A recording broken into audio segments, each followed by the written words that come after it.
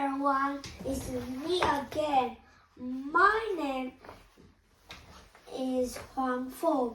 I'm 8 years old. I live in Dallas City and study at Lowell Primary School. Nice to meet you. Today we are gonna read our book, The Longest Whale Song. Can Ella's Love Bring Mom Back by Jack Corlin Wilson. Illustrated by Nick Surratt.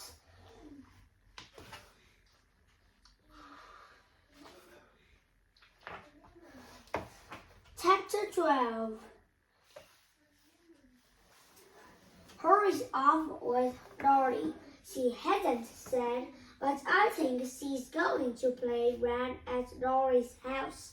Mother storms off to after school club. Glowering. Toby rushes up, simply thinking of his tea, but Joseph hangs back. Are you going to show Miss Anderson the whale project? He asked. Yes, if she does really like to see it. Miss Anderson is busy talking to one of the other teachers, but she melts at me. Be with you in a minute. Well, I does like to see it too, if that's okay, says Joseph. So I get it out of my school bag and show him. He makes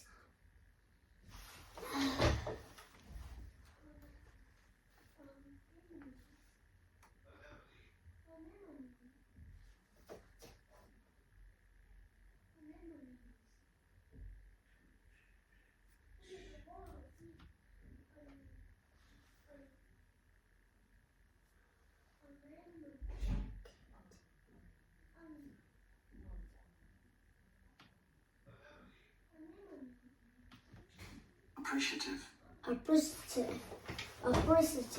He makes appreciative little grunts and murmurs.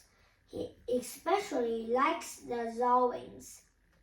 I just love to do a proper whale project too, but I could never make it look good like yours. My writings are wonky and I'm rubbish at drawing. I will always draw something for you, Joseph. I like drawing, I say.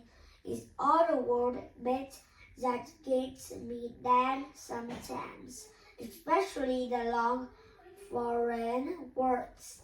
I like the London bits the best, says Joseph.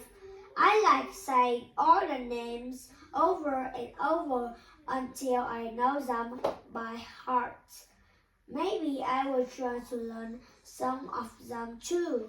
I say, okay, but you are going to get into trouble for getting the jumper all dirty. Correction! I'm the one who gets into trouble when his mom comes puffing into the playground at last.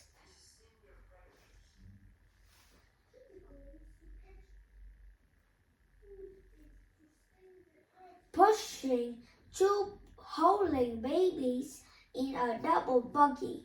I just happened to be the one kicking the jumper back to a boy when he spotted it.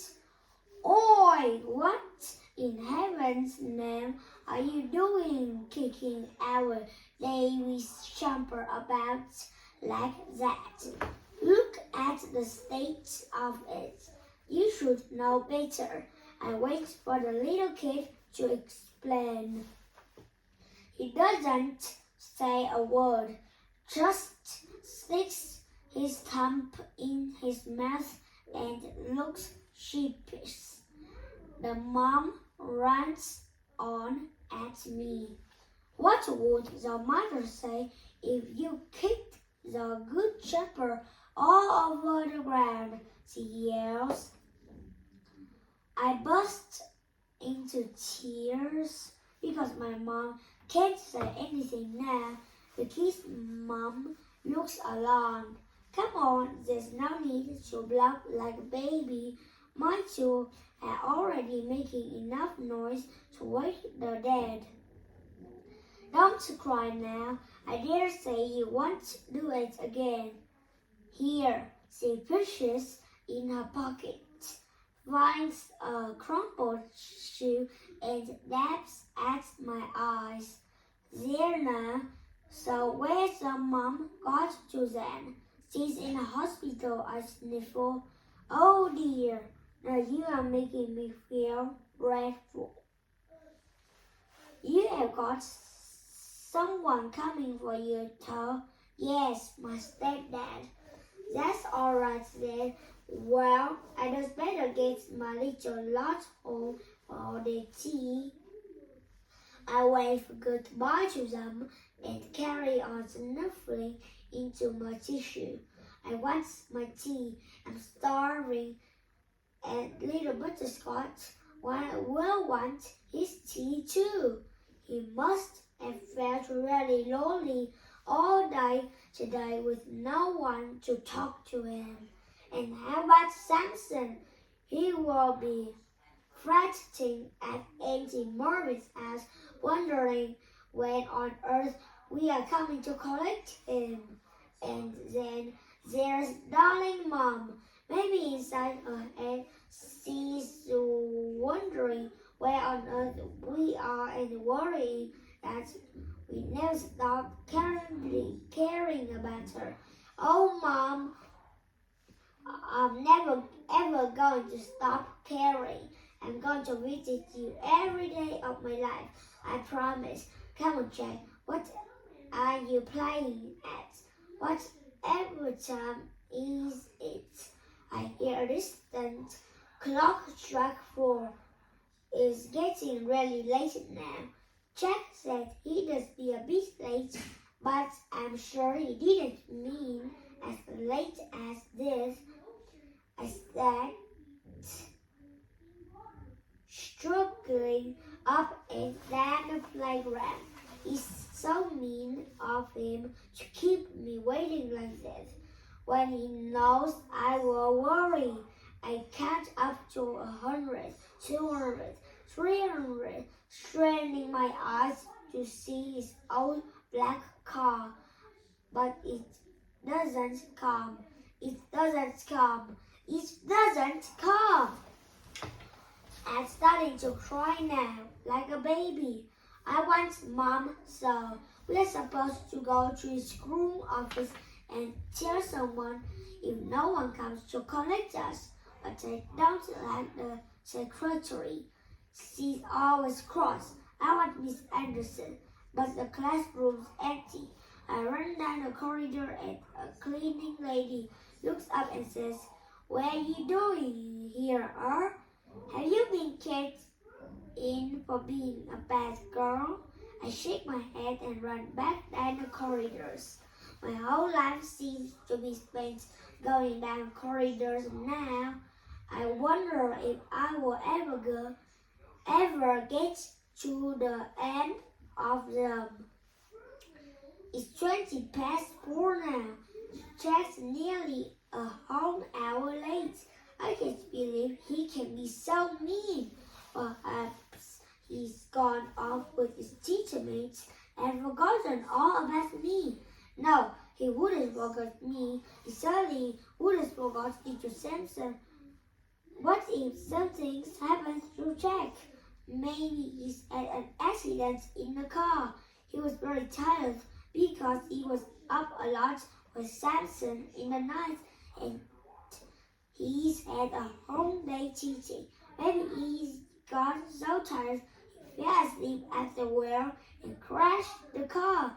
Maybe Jack's in a hospital now. So what am I going to do? Who will look after me now? Dad doesn't want me. Liz doesn't want me. I haven't got anyone at all. I run out into the playground, crying and see Jack running all around the time and shouting, "Ella, Ella, Ella!" And he sees me and I see And just for a moment, we both freeze. Eyes was staring at each other. Then one charged the pat on me is ready to throw an ass around his neck and cling to it. The madam too for making me feel like this. You mean pig? I yelled at him. I've been waiting ages and ages and ages. I pummeled him hard on the chest. Hey, stop that! You are hurting me. For God's sake, I got here as quickly as I possibly could. I have been looking for you for the last 10 minutes. Where the hell have you been? I thought you were going to be waiting in the playground when I couldn't see you anywhere. I didn't know what to do. I didn't know whether you just got off with that little friend of yours. She's gone off with this other girl.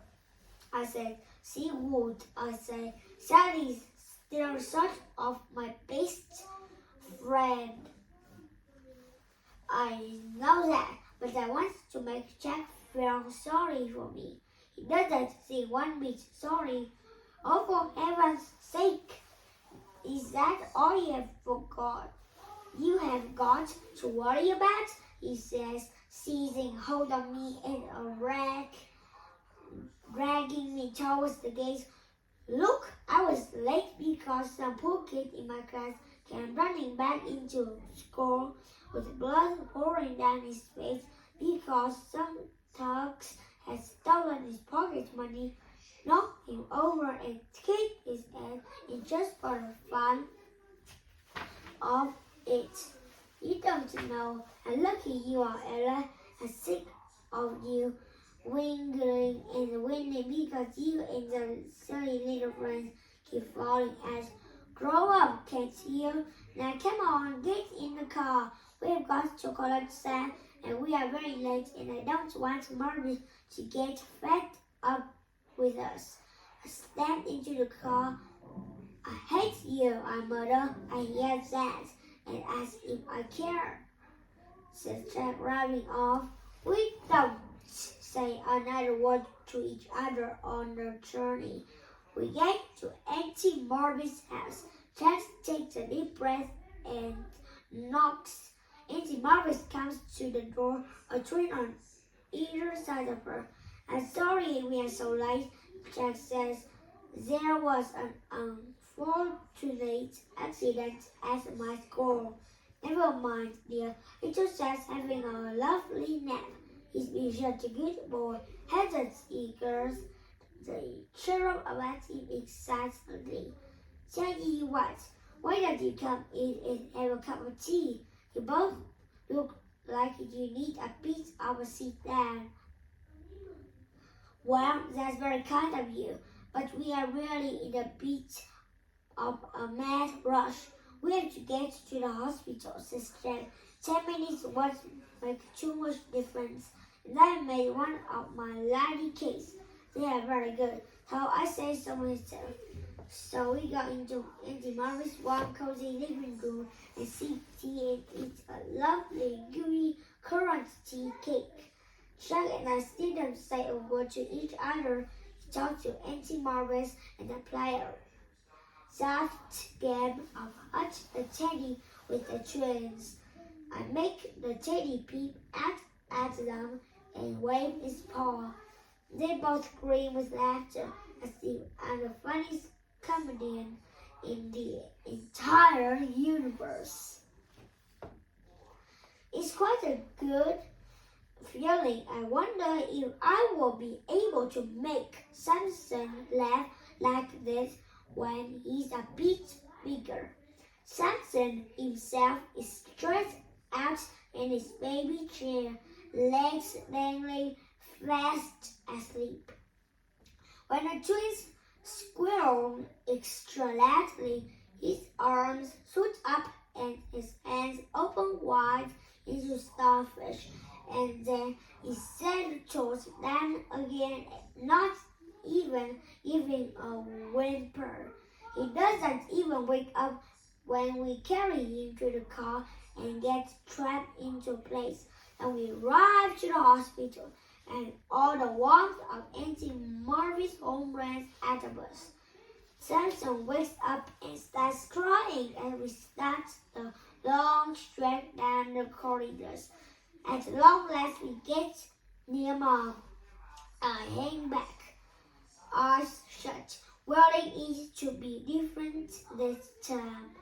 Mom will sit up and smile and open her arms wide, and I will leap up on the bed and hug her to bits. And all this long, lonely nightmare will be over. But when I go up to her bed, she doesn't sit up. She just lies there. She isn't smiling. She's looking so sad and odd and awful. She doesn't open her arms wide. They stay limp by her side and her hands at odd angles so that she looks like a broken doll. Hello, darling, Jack says. I brought our little boy to see. Here he is. Excuse me. He arranges Samson on Mom's chest. We wait for him to quieten, but he wails dismally. Come on, Sue.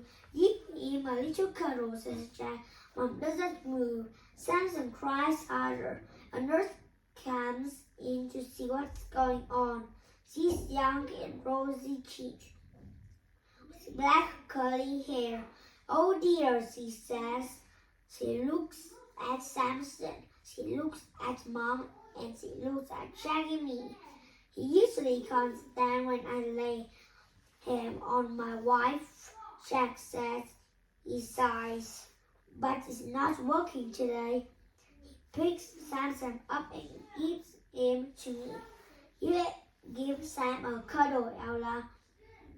Then he moves close to the nurse as she takes Mom's temperature and blood pressure. Is there any improvement at all? He whispers. She's in a very stable condition at the moment, Mr. Winters. Yes, but that's a totally meaningless statement. Of course, she's stable. She's in a coma. So, have a nice day and see you soon. Goodbye, friends. Have a nice day and see you soon on the next videos.